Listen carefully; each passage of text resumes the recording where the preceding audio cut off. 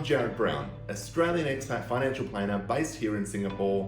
Welcome to my video series where we tackle the tough personal finance questions asked by Australian expats.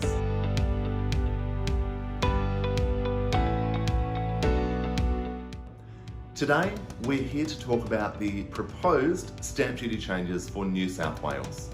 We're going to cover exactly what the proposed changes are, who they could benefit, and when they might take effect. So let's dive right in.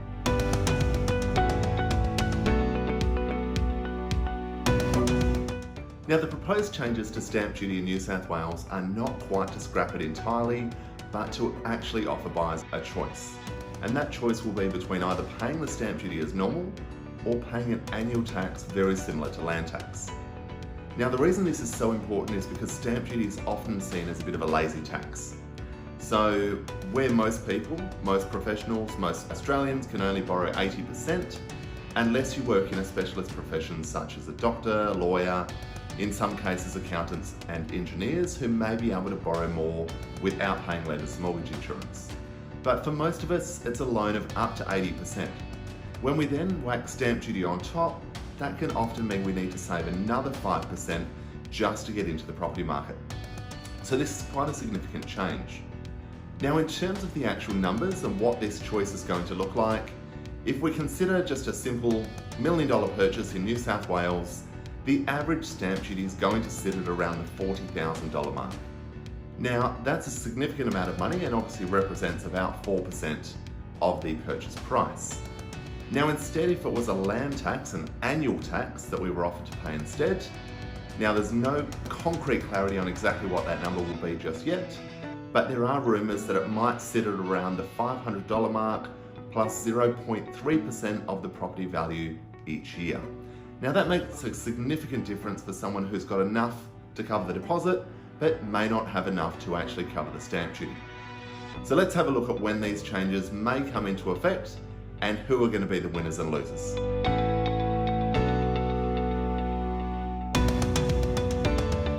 Now, it's important to first note that these changes are not in force just yet. This is simply a proposal.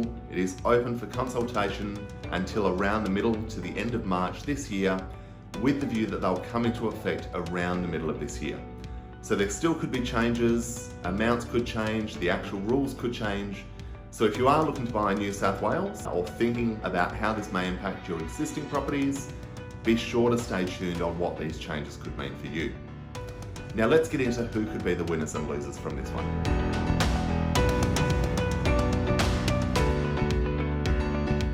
Now, it's hard to know exactly who will be the winners and losers until we actually know exactly what these rules are going to look like.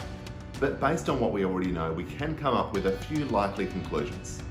Obviously, the first winners are going to be those who want to get into a property but don't quite have enough cash to actually cover the stamp duty on top of the deposit and all of the other purchase costs.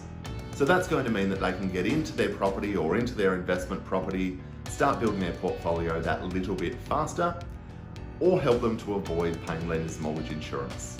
So that's going to be a great start for many. Where we also expect to see some benefits are going to be for those who actually want to upgrade, downsize, move into a new home on a more regular basis. If we remove that stamp duty burden, hurdle if you like, that's going to make it much easier to actually shift around and move, because all we're then faced with is buying costs, settlement costs, and if a real estate agent's involved, obviously they'll have their fees as well, but it removes that stamp duty burden.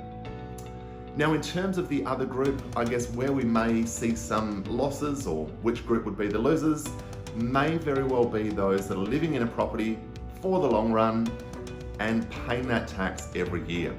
There is obviously going to be a bit of a break-even point where it's actually cheaper to pay that upfront stamp duty, particularly if you're in the property for 10, 15 plus years. But again, until we know the amounts, we can't really come up with a concrete conclusion on that one just yet.